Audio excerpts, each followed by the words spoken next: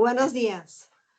Estamos aquí hoy para escuchar a Verónica Fernández contarnos sobre la educación del carácter y las virtudes. Verónica es consagrada desde hace 40 años, Verónica, más o menos.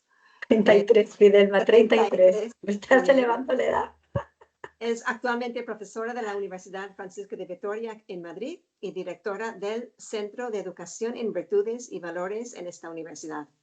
Además, tenemos el honor de saber que es doctora en Liderazgo y Dirección de Instituciones de la Educación Superior por la Universidad de Anáhuac y es reconocida este título por la Universidad Complutense de Madrid.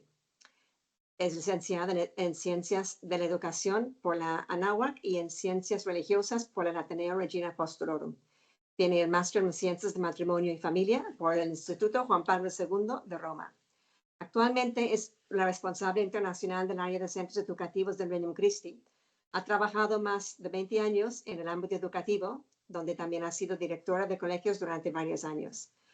Verónica tiene experiencia en la formación y gestión de equipos en instituciones educativas a nivel nacional e internacional. Tan es así que la semana que viene recibe a 25 directores de colegios de Noruega, Suecia y Finlandia para darles un curso sobre educación de carácter en Madrid, en la universidad. Su práctica docente y sus investigaciones actualmente se centran en el liderazgo educativo y la ética de las virtudes aplicada a la educación. Verónica tiene varias publicaciones, entre las cuales las que no conocen, podemos conocer A Virtue-Based Model of Leadership Education, Liderazgo Docente y Educación de la Libertad, Educar para la Libertad, Autonomía o Autodeterminación, entre otras. Es coautora de 3 recientes publicaciones: Pedagogía y Virtudes, la excelencia en el camino del amor; En vistas, el fin excelente, la educación del carácter en las universidades; y La Odisea de la Autoridad. Y, como si no tuviera mucho tiempo libre, es asesora del proyecto Value-Based Leadership que lleva a cabo el Oxford Character Project en la Universidad de Oxford y colabora con la European Character and Virtue Association y el Jubilee Center for Character and Virtues. Es un privilegio presentar a una compañera con esas capacidades, cualidades y proyectos llevados a cabo y constantemente buscando más. Y hoy nos va a hablar sobre la importancia de las virtudes como andamiaje para la virtud de la esperanza en preparación al jubileo. Verónica, qué gusto escucharte. Pues muchas gracias, Fidelma, por esta presentación, pero en realidad soy una hermana más y con un deseo grande de hacer el bien como todas vosotras. Y pues gracias por esta oportunidad, ¿no? Entonces vamos a conversar primero un poco antes de darle paso también a Fidelma para que podamos tener un breve coloquio, ¿no? Para enmarcar un poquito esta virtud de la esperanza, ¿no? Porque estamos en el año jubilar, donde estamos buscando vivir, ¿no? Un año anclados en esta virtud de la esperanza, pero quizás podemos perder de vista en realidad qué son las virtudes, por qué es importante educar hoy en virtudes y luego por qué la virtud de la esperanza, ¿no? Es una virtud esencial y primordial, ¿no? Entonces, pues para iniciar, Fidelma, pues me encantaría comentaros un poco, ¿no? ¿Por qué es importante esto de educar hoy en virtudes? No porque nunca lo hayamos hecho, sino porque en la situación en la que nos encontramos actualmente, pues es es esencial. Porque vivimos tiempos muy marcados por incertidumbre, por relativismo moral, por una desorientación existencial muy grande, ¿no? Todas en nuestros apostolados, ¿no? Podemos encontrarnos, ¿no? Especialmente con los jóvenes, ¿no? Donde no encuentran puntos firmes sobre los cuales construir su identidad o proyectar su vida, se enfrentan a una pluralidad de opciones sin criterios claros y con frecuencia sin raíces que sostengan su libertad. En este contexto, educar en virtudes no es un lujo ni una opción más, es una urgencia antropológica y educativa, ¿no? Pero en esto de educar en virtudes podemos decir, si siempre lo hemos hecho, sí, pero quizás no lo hemos hecho adecuadamente y podemos tener un concepto erróneo de virtud. Hemos heredado una concepción debilitada de la virtud, entendida muchas veces como mera corrección exterior, moralismo o conformismo. Esta visión criticada y caricaturizada como máscara hipócrita muchas veces ha sido desplazada del lenguaje educativo. De hecho, podemos ver que muchos colegios ya no educan en virtudes. No hablo de nuestros colegios y, por favor, quienes me estéis escuchando, vamos a hablar en un contexto más amplio, ¿no? A nivel mundial, global, ¿no? De la experiencia que yo también tengo. No son nuestros colegios solamente, ¿no? Que están ahí, pero hablo a nivel general, ¿no? Se habla más de valores, ¿no? Pero sin embargo, esta deformación del lenguaje, de la concepción de la virtud, no anula la necesidad de recuperar ese sentido original y profundo. Es decir, el entender que las virtudes son disposiciones interiores estables que nos capacitan para vivir bien en la verdad del amor y en la apertura al bien común, ¿no? Peresova, que es uno de mis grandes maestros en este ámbito, él dice que la virtud es una promesa de una vida posible, ¿no? Es el puente entre nuestros deseos más íntimos y las obras que los realizan. Es lo que da unidad interior a una persona en medio de un mundo fragmentado. De hecho, cuando hablamos de esa unidad interior, lo que nos unifica, y esto lo digo yo también como experiencia personal de un camino, es la virtud. Desde la tradición clásica, ¿no? Aquí podemos ver a Aristóteles, Santo Tomás de Aquino, hasta investigaciones contemporáneas en el tema de la virtud o educación del carácter, ¿no? Que tenemos a James Arthur, David Carr, Christian Christensen, etcétera. Sabemos que el carácter, ¿no? A diferencia del temperamento, no nace hecho, se forma, se cultiva mediante hábitos, mediante relaciones significativas, mediante experiencias formativas, mediante imitación de ejemplos virtuosos, mediante reflexión moral, etcétera, ¿no? La virtud integra libertad, verdad y afecto y permite que la educación forme, por tanto, personas capaces de vivir en coherencia con lo que es bueno, justo, verdadero, bello. Aristóteles decía, no es importante saber qué es la virtud, sino vivirla. A mí me gusta también señalizar, ¿no? No se trata de saber solo lo que está bien, sino de amar el bien y quererlo hacer, ¿no? Siguiendo a lo que decía Aristóteles. Y aquí, ¿por qué hoy necesitamos volver a hablar de las virtudes, ¿no? Teniendo esto en cuenta, en esta sociedad en donde hay este desconcierto moral, esta ansiedad de incertidumbre, esta cultura que celebra lo espontáneo sin forma. Hablar de virtudes puede sonar en algunos contextos anticuado o incluso moralizante. Quizás no en nuestros espacios, pero si rascáis un poquito más con gente con la que trabajáis, con, ¿no? Los profesores de los colegios, con empleados, con la gente con la incluso en vuestras familias, podéis incluso percibir que la virtud puede sonar a moralizante, ¿no? Pues muchos asocian la virtud con una corrección impuesta desde fuera, con una figura perfeccionista que juzga a los demás desde un pedestal. Esta caricatura ha hecho que durante décadas se apartara el lenguaje de las virtudes del discurso público, de la educación e incluso de la vida espiritual. Y sin embargo, la experiencia humana más profunda, y esto lo vemos todos, sigue reclamando un camino de sentido, una forma de vida que valga la pena, una coherencia entre lo que anhelamos y lo que hacemos. Y por ello, las virtudes en su raíz más genuina no son imposiciones externas, no es corrección, no son fuerzas son fuerzas interiores que nos permiten actuar según lo mejor de nosotros mismos. Son hábitos operativos buenos que nos ayudan a elegir con sabiduría, a amar con verdad y a amar con plenitud, ¿no? Y es por ello que la virtud es una promesa de una vida posible. Veréis cómo la esperanza aquí va a ser maravillosa y nos va a dar mucha luz, ¿no? Y cómo incluso en medio de un mundo agitado y lleno de incertidumbre, la virtud se erige como esto, ¿no? Como una promesa de una vida que es posible vivir. En una época en que muchos se sienten fragmentados, sin referentes claros, la virtud se convierte en principio de unidad interior y camino hacia una existencia lograda. Nos podemos preguntar, ¿no? Pero ¿por qué fueron desplazadas las virtudes, no?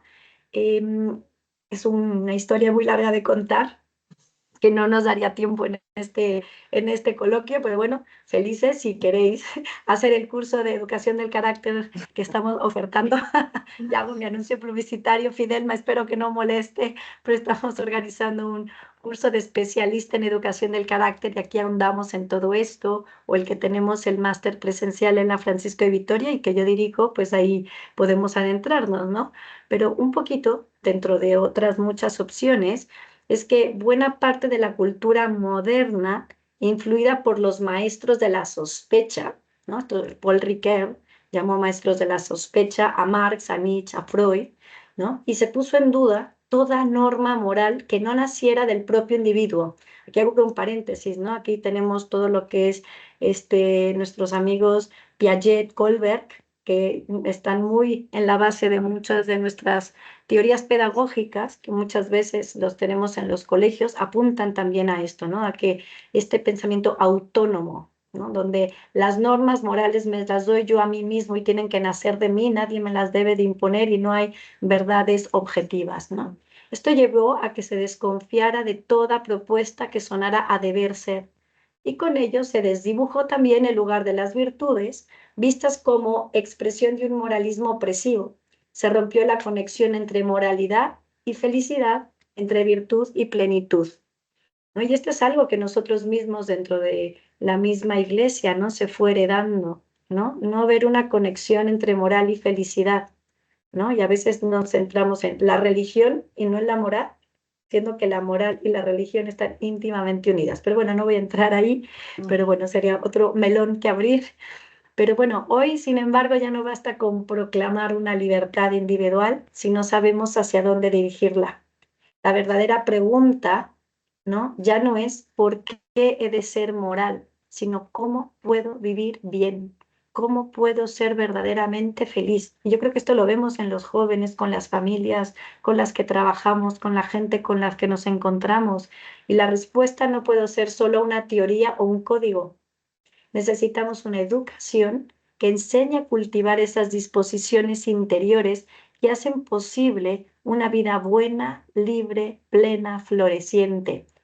Es por ello que las virtudes no son un adorno ético, sino la condición para realizar lo que verdaderamente deseamos en lo más profundo de nuestro ser, como amar bien, construir vínculos sólidos, perseverar en los ideales, sostenernos en la dificultad, vivir con esperanza. Y es por eso que hoy más que nunca necesitamos, desde mi punto de vista, hablar de virtudes, no como un deber externo, sino como la mejor noticia para una humanidad herida, pero llamada a la plenitud. Entonces, teniendo esto de vista, sí podemos bajar a decir, pero bueno, ¿qué son las virtudes? ¿No? La virtud es conocida, pero como toda palabra esencial, despierte vocaciones dispares. Y seamos sinceros, tiene muy mala prensa en muchos lugares. A mí, de hecho, pasé una etapa de, tengo que ser virtuosa, de ser correcta, tengo que ser doña virtudes, ¿no? Vuelta, no hablo, tengo que sonreír, dejar mis estados de ánimo que no pesen sobre los demás, ¿no? ¿Entienden? Todo ese tipo de cosas. Yo también decía, oh, como una corrección meramente externa, ¿no? Porque no había comprendido, ¿no? El dinamismo de la acción humana y divina en mi propio ser. Hay un libro de Nietzsche, que es la de Así habló Zaratustra, donde pide la muerte de las virtudes junto con la de Dios, ¿no? De hecho, Nietzsche, para él las virtudes son medios ascéticos, corsés que limitan la existencia. Y así, ¿no? La palabra virtud se vuelve una palabra molesta, que evoca esto que estaba hablando de Doña Virtudes, esta figura correcta, pero incapaz de comunicar vida, encorsetada en el deber ser y en un perfeccionismo insano. Y no sorprende que este término suene anticuado o moralizador, como ya lo señalaba Guardini, ¿no? Y esto creo que es importante saberlo, porque quizás nosotros nos hemos acostumbrado, pero cuando esto lo hablas hacia afuera, tenemos este deber de corrección, ¿no? Yo siempre les digo que hemos pasado de un deber ser, ¿no? De Kant, ¿no? A un flowing, donde todo vale, siento y luego soy, ¿no? Entonces, ¿no? O pienso, luego existo de Descartes, siento, luego soy, pero tenemos que volver a soy amado, luego existo, ¿no? Porque la virtud nos lleva también a ese origen de un amor que hemos recibido. Entonces, es ahí ese origen de este dinamismo humano. Entonces, esta ambivalencia que hay en nuestra cultura pesa a la hora de recuperar la virtud como referente educativo y humano. De hecho, yo me acuerdo cuando yo era niña, en mi colegio teníamos clases de moral, que no era religión, teníamos moral. Bueno, donde nos hablaban quizás de estas cosas mezcladas y de quizás de un moralismo de cumplir, porque pues lo hemos vivido mal, pero antes se hablaba más de eso y de repente hemos dejado de hablar. Y de hecho en las escuelas no hablamos de educación moral, educación en competencias, educación sin la virtud como el adornito de la campaña de orden, pero no como la esencia misma de lo que es educar a la persona hoy. Entonces, por eso recuperar la virtud como referente educativo y humano es importante, porque si miramos con más hondura, descubrimos que la virtud responde a una promesa de plenitud inscrita en nuestras acciones. Es una llamada a responder desde lo mejor de nosotros mismos, porque en esa respuesta está en juego nuestra identidad moral, es decir, quién estoy llamado a ser. ¿No? Las virtudes, por tanto, son estos hábitos operativos buenos que hacen bueno al que obra y a la obra. Nos permite elegir lo bueno y conveniente, haciéndonos bueno en nuestro ser y en nuestro obrar. Nos ayuda a integrar nuestra razón, nuestra voluntad, nuestros afectos. Nos ayuda no solo a conocer lo que es bueno, sino también a desearlo, a que nos apetezca lo bueno, ¿no? O sea, por eso se llama hábito, como hábito del que se pone un monje, no es revestirme de una segunda naturaleza donde yo tengo, no sé, un percibo lo que es bueno, bello y verdadero. No es que me sale percibirlo, ¿no? De hecho, cuando hablamos tanto de discernimiento, pues el discernimiento tiene que estar afianzadísimo en virtudes. Pero bueno, y aquí hablamos que también hoy se habla mucho de valores, que está bien, pero no es suficiente y poco de virtudes. Y es que los valores son ideas abstractas con las que podemos coincidir o no. Tú tus valores, yo los míos, pueden ser sumamente relativos, ¿no? Los tuyos, los míos, y cada quien tiene su escala de valores, sus valores. En cambio, las virtudes exigen encarnación de ese valor. Son operativas, concretas, vividas. No basta con adherirse intelectualmente y decir, es que mi valor es la justicia. No, tengo que ser justo. Hay que practicarlo. Vinculan la inteligencia y el amor. Es verdad que llamamos valor porque encuentro algo que es valioso. Si realmente yo veo un valor en la justicia o un valor en la esperanza y no lo hago mío, no lo encarno, no lo traduzco a una acción, entonces realmente no lo estoy valorando. Es algo intelectual que no ha bajado al corazón y ha integrado mi afecto vinculando mi inteligencia, ¿no? No, es una integración afectiva, la virtud.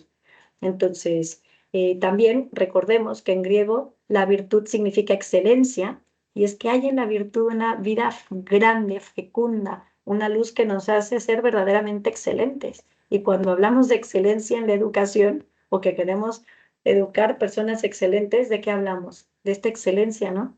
De la persona en esta dimensión. Y por tanto, la educación integral es esta educación en virtudes. Una persona integrada es la que sabe orientar sus conocimientos, afectos, intenciones, acciones hacia su fin último, que es la plenitud a la que el Señor nos ha llamado, ¿no? Una vida fecunda, ¿no? Una vida plena en Él. No se trata de ser mejor que los demás, sino ser la mejor versión de uno mismo, ¿no? Es la santidad. De hecho, me gusta decir que cuando un santo, de hecho creo que hubo un encuentro jubilar con Ana Gaby, que se habló de la santidad. Cuando al santo buscan, ¿por qué santo? Lo que se analiza es la virtud vivida en modo heroico. Entonces, esto nos debería hacer pensar, ¿no? Yo disfruto mi apostolado, mi misión, mi trabajo como profesora y con el centro y con lo que hago, porque digo, estoy abriendo a un futuro de que la gente quiera ser santa, sin decirlo. Es como un camino, ¿no? Así que eso es muy bonito. San Gregorio de Nisa decía, somos el resultado de nuestras decisiones libres. Lo que hacemos nos moldea. Si habitualmente decido mentir, me convierto en un mentiroso. Si constantemente digo la verdad, me hago veraz. Nuestra mayor libertad consiste en quién decidimos ser. Y ya casi nos queda poquito para terminar, la libertad y la virtud, ¿no? ¿Qué relación hay? La libertad no es solo capacidad de elegir, sino de elegir el bien, de elegir bien y el bien. optar libremente por el bien, por ser honesto, por ejemplo.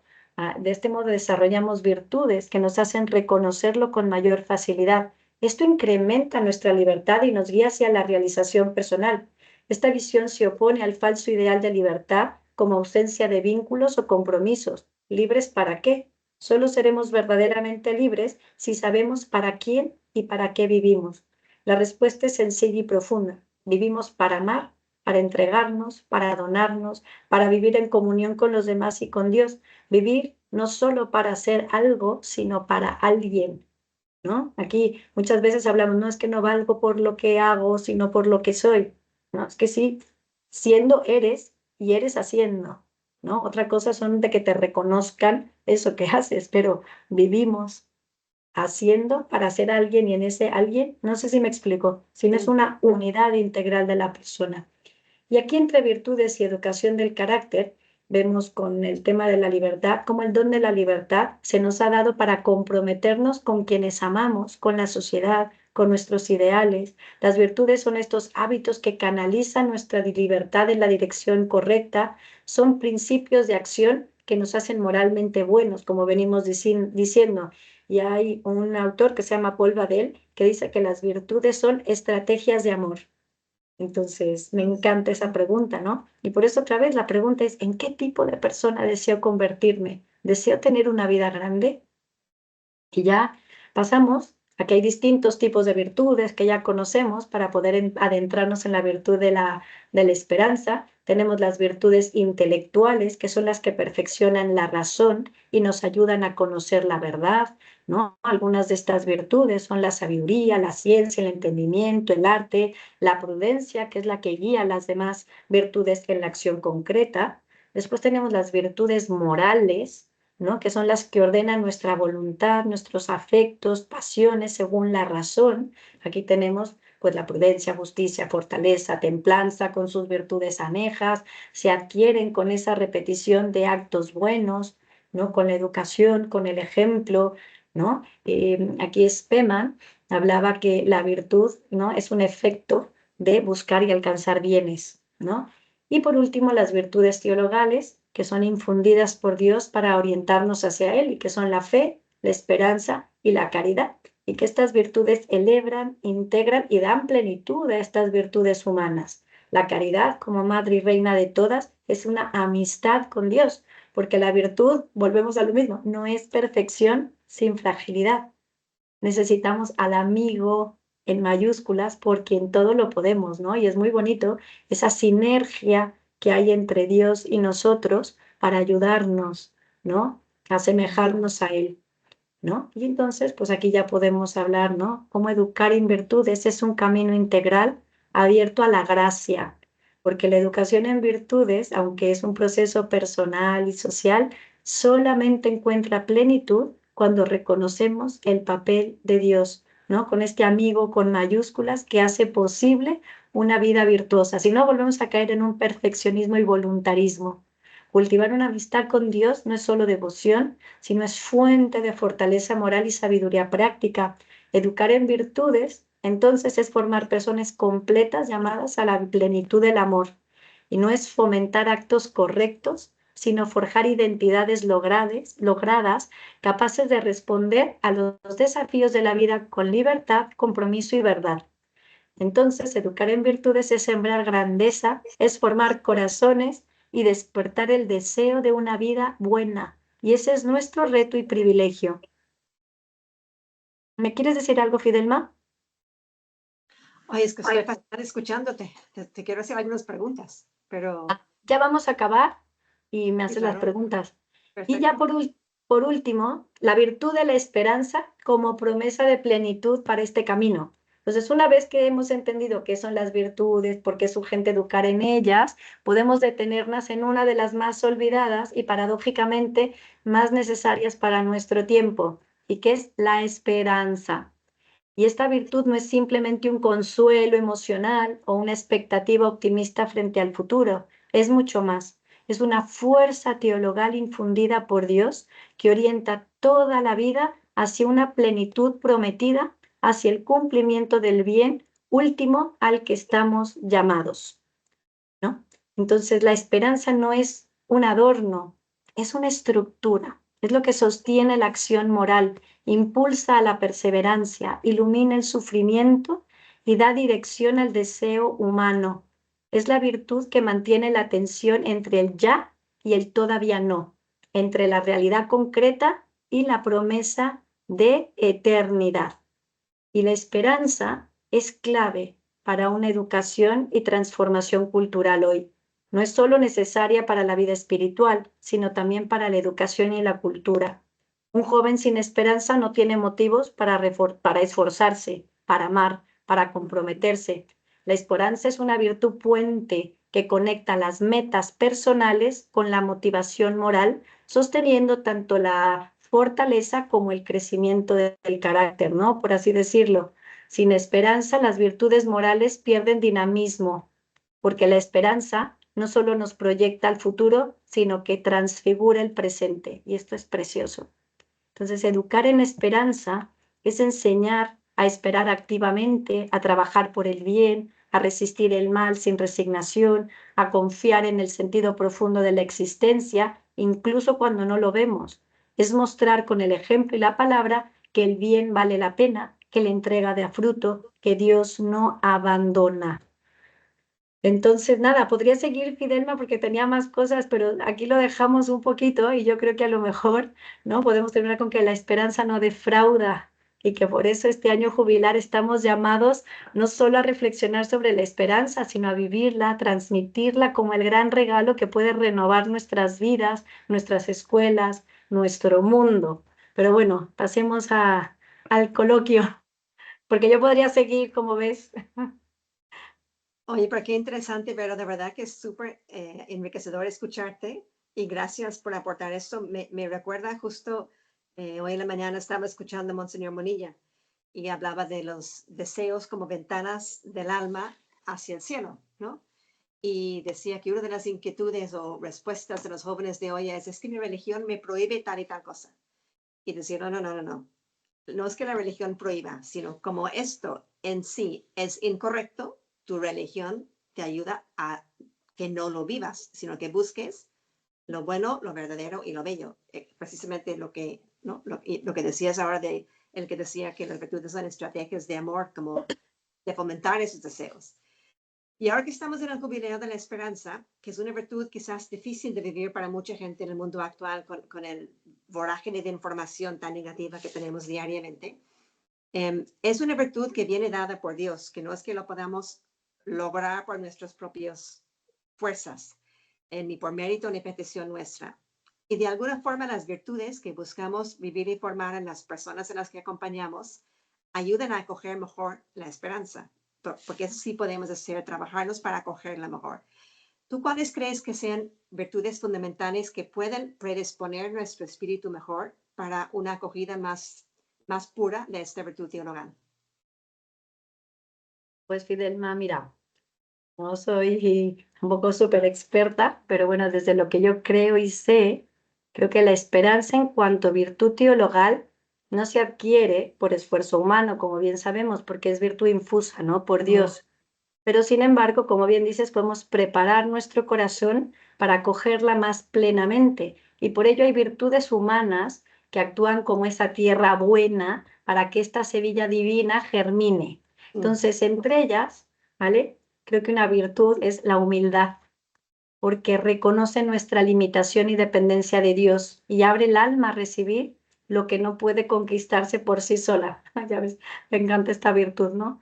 La virtud de la humildad, ¿no? También la fe, ¿no? Que aunque es teologal, es fundamento de la esperanza. Ese creer en la promesa de Dios es condición para esperar en ellas, como dice San Pablo, ¿no? La fe es garantía de lo que se espera.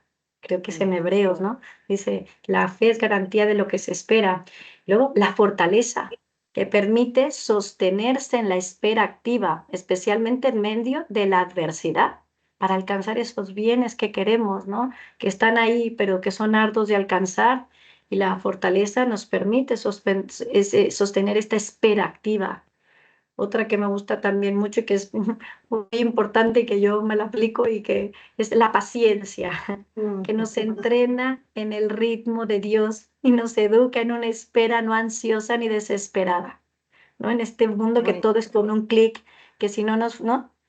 La paciencia y la templanza, diría también, ¿no? Que ayuda a gobernar nuestros deseos, ya que hablabas de esto que dice Monilla, ¿no? De esos deseos que tenemos, esas ventanas del alma, ¿no? Yo quiero elaborar una pedagogía del deseo, ¿no? Que se une con todo esto de la pedagogía en virtudes. Obviamente, la pedagogía en virtudes es una pedagogía del deseo, pero que la templanza nos ayuda a gobernar nuestros deseos inmediatos para no desesperar cuando las promesas no se cumplen al ritmo del mundo, ¿no? Porque Dios tiene sus tiempos. Entonces, en un mundo saturado de información, velocidad, ruido, que es en el que vivimos, en el que nuestra gente está, las virtudes, creo que estas ayudan a silenciar el alma para hacerla disponible a lo que viene de lo alto.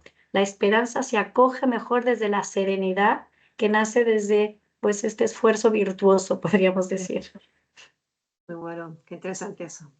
¿Y cómo se puede distinguir el optimismo de la esperanza? ¿Cómo podemos ayudar a la gente a distinguir eso? Muy buena pregunta, Fidelma. Sí, en realidad, que muchas veces podemos confundir, ¿no? A la persona optimista como esperanzada, ¿no? Y no es así. El optimismo es una disposición natural, ¿no? Hay personas muy optimistas y otras más pesimistas por temperamento, ¿no? Es una disposición natural o muchas veces psicológico, temperamental, que tiende a ver el futuro con positividad. Puede ser útil, que está muy bien, pero es frágil. Se cae fácilmente ante la realidad del sufrimiento humano, por ejemplo. La esperanza, en cambio, es sobrenatural. Espera incluso cuando humanamente no hay razones para hacerlo, porque no se apoya en circunstancias, sino en la fidelidad de Dios. Es virtud de resucitados, ¿no? La virtud que estamos viviendo ahora que estamos en plena Pascua, ¿no? Entonces, la esperanza cristiana como virtud sobrenatural se funda en esta promesa de Dios, no en las circunstancias. Nace de la certeza de que Dios es fiel y de que el bien triunfará, incluso cuando no haya signos visibles de ello. No sé si te acuerdas, Benedicto XVI, en la Spe Salvi, que la recomiendo releer en este año de la esperanza, ¿no? Decía un número que tengo aquí, déjame buscarlo, y dice: la redención no es una simple operación externa mediante la cual Dios, por así decirlo, quita el sufrimiento del mundo. La redención nos ha sido dado en el sentido de que nos ha ofrecido la esperanza, una esperanza fiable, gracias a la cual podemos afrontar nuestro presente. Entonces, como ves, la esperanza no nos evade de la realidad, sino que nos introduce en ella con profundidad, con una fuerza distinta, con una visión renovada. No es una huida hacia adelante, sino la firmeza de que quien camina sabiendo el sentido que ya ha sido revelado por Dios, ¿no? Entonces, yo creo que eso puede ayudar a distinguir. Qué bueno, Benedicto XVI, siempre tan, como en pocas palabras, tanta profundidad. Sí, Pues, sí, sí, es sí, unido impresionante. eso, uniendo eso con la primera pregunta que hacíamos, ahora al revés. Dado que la esperanza viene dada de Dios, por Dios, ¿qué virtudes no tanto pueden ayudar a coger ahora, sino qué virtudes son fortalecidas con la esperanza? Ah, pues muy bonita pregunta, Fidelma, porque la esperanza no solo es acogida por las otras virtudes, como vimos en la primera pregunta, sino que también las fortalece. Y esto es muy bonito porque hay que darnos cuenta que las virtudes son un entramado. Si creces en una, creces en otra, si decreces en una, pues el vicio, ¿verdad? Entonces se van ayudando mutuamente. Entonces, pero creo yo, no sé, voy a decir un ejemplo, ya si algún teólogo me quiere después tirar un zapatazo, está muy bien, pero creo que la esperanza actúa como una especie de vitamina espiritual que nos dinamiza este crecimiento moral porque nos abre a un horizonte grande, ¿no? Entonces, por ejemplo, pienso en la virtud de la perseverancia, porque la esperanza da fuerza para no abandonar el bien, incluso cuando parece que no da fruto inmediato. Cuánto lo necesitamos en este mundo, ¿no? Parece que hacemos, que estamos, que educamos, que si en el ESID, que si en el reino, que en las secciones, cada quien en lo suyo y no vemos mucho fruto, ¿no? A veces solo queremos ver el fruto, como si la esperanza nos da fuerza para no abandonar el hacer el bien, nos ayuda a perseverar. ¿no? Luego también la caridad. Bueno, es que no podemos no hablar de la caridad, ¿no? Pero la esperanza en la vida eterna y en el sentido trascendente de nuestras acciones ensanchan el amor, ¿no? Nos libera del miedo al fracaso, al rechazo o a la incomprensión, ¿no? En la cuántas veces nos enfrascamos en esto, ¿no? Entonces, la esperanza viene en auxilio de la caridad, por así decirlo, ¿no? Para abrirnos a ensanchar nuestro amor, ¿no? A darle, a liberarnos de ese miedo o rechazo a las incomprensiones. Luego, otra de las virtudes que la esperanza, creo yo, ayuda y es la magnanimidad, que es una virtud que me apasiona, que de hecho también es la virtud, una de las virtudes preferidas de Aristóteles, la magnanimidad. Mira. Y porque quien espera grandes bienes de Dios se atreve a soñar y a intentar grandes obras por amor a Él y a los demás, Fidelma. Entonces, imagínate esto, o sea, la magnanimidad con la esperanza, porque si yo sé que Dios es un Padre bueno que me lo va a dar todo, pues voy a emprender grandes cosas y voy a ser magnánimo.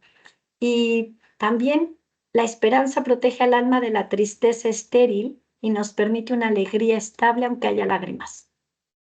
Y creo que eso es importante, ¿no?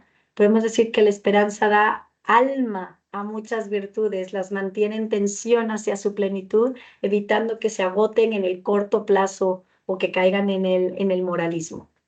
Pues eso, más o menos. Ay, qué buenas respuestas. ¿Cómo se nota que eres profesora, pero profesora apasionada de lo que Sí, me enseñas? encanta lo que hago, sí. Ayuda, se nota muchísimo y cómo ayuda a escuchar eso. Y luego para cerrar, Verónica, todos trabajamos de alguna forma en formarnos a nosotros mismas en adquisición de virtudes positivamente, como has explicado, o formar a otros. ¿Qué aconsejarías de qué caminos, decisiones, pasos pueden ayudarnos a ir adquiriendo aquellos que dependen más de nosotros? Pues bueno, a ver, daré algunas pinceladitas. Bueno, Ujú, aunque las virtudes teologales son un don, ¿no? Y esas están ahí, hay que abrir el corazón a recibirlas en todo momento porque el Señor nos las quiere dar, nos las ha dado ya desde el momento del bautismo. Las virtudes humanas pueden ser cultivadas con esfuerzo, pero siempre contando con la gracia. Entonces hay que estar trabajando las dos. Entonces, un camino para formarnos tanto en las virtudes morales o humanas como en las teologales, pues puede ser y que ya lo hacemos, ¿no? Y que quizás nos puede ayudar a hacerlo en nuestra vida con mayor intencionalidad. Por ejemplo, la reflexión personal y el conocimiento de una mismo para descubrir nuestras tendencias dominantes y áreas de mejora, que lo hacemos cuando hacemos el examen de conciencia todas las noches.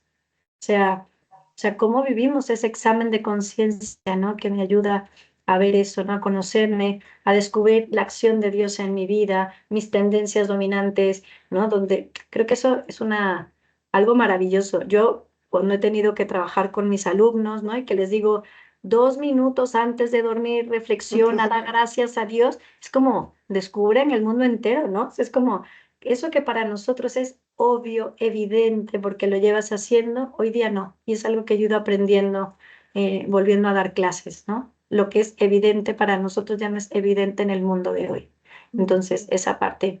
Después, pues obviamente, la virtud es una práctica habitual, es algo que se tiene que formar en repetición de actos buenos hasta que se hagan estables, ¿no? Entonces, cuando decir, pues necesito crecer en caridad, ¿qué acciones concretas voy a hacer para crecer en caridad y ver que eso es algo bueno, bello y verdadero, ¿no?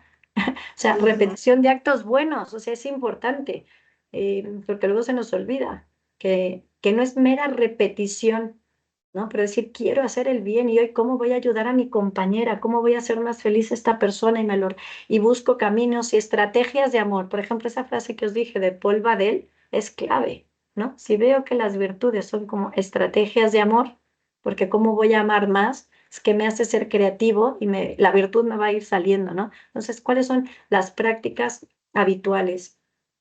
Otra que considero muy importante, y esta, bueno, yo que doy clases y veo a los jóvenes, pero aunque yo esté en educación formal o algunas de nosotras también estamos en educación no formal, pero es educación en las secciones, con el ESID, en el reino, no se nos olvide que son contextos de educación no formal y que ahí también estamos educando. Entonces, la educación del juicio práctico, es decir, aprender a deliberar bien, a discernir y a juzgar rectamente lo que conviene hacer en cada situación. Esto es clave, ¿no? Necesitamos ejercitarnos más, pero si corremos todo el día, si nunca vemos pros, contras, esta decisión, ¿no? Yo lo veo, ¿no? Cuando acompaño a directores de colegio de otros lugares, vivimos, siempre les digo, en colegios, o sea, ya no son solo niños hiperactivos, son instituciones hiperactivas, en donde no hay tiempo, es que es verdad, son instituciones hiperactivas, todas, ¿no? Y nos quejamos del niño con TDAH, pero es que las instituciones tienen un TDAH brutal. Entonces, ¿en qué momento ejercito mi juicio práctico? ¿En qué momento me preparo bien las reuniones, delibero, discierno, juzgo, reflexiono para ver si esto es lo mejor, los pros y contras? Y creo que eso hay que seguirlo ejercitando más. Después también, pues el acompañamiento personal, espiritual, educativo, comunitario, que ayuda a crecer con otros y desde la corrección fraterna, ¿no? Cuando alguien te quiere, nos va a ayudar a crecer porque por la virtud también se crece mucho cuando alguien que te quiere, ¿no? Se ve ahí, no es tanto, te ilumina, no es tanto desde mi propia conciencia, porque mi propia conciencia yo misma me puedo engañar. Hay cosas que los demás ven en mí que yo no veo y que puedo tener nubilado mi conciencia, ¿no? Porque podemos decir, no, yo y mi conciencia, no, yo y los demás que ven, ¿no? Y ahí implica esa humildad para esa gente que tú sabes que te quiere bien, preguntar, ¿no? Tener la humildad para aceptar, ¿no? Para ayudarnos a crecer, o sea, no tener miedo, ayudarnos a crecer unos a otros. Y eso creo que hay un camino muy grande por ahí, ¿no? Porque no es sencillo, no es fácil. Luego otro, la admiración de modelos virtuosos, ¿no? Las vidas de santos, lo que nos inspira a desear lo bueno. ¿Cuántas veces leyendo una buena vida de un santo te eleva el alma? Lecturas, que bueno, quizás a veces no son solo de santos, pero unas buenas lecturas, ¿no? Que te ayudan a desear esos, ¿no? Que te elevan el alma y dices, jo, yo quiero hacer eso, me elevan, ¿no? Y aquí tiene, por ejemplo, un papel muy clave la narrativa y el ejemplo de lo vivido, ¿no? Cómo nos eleva.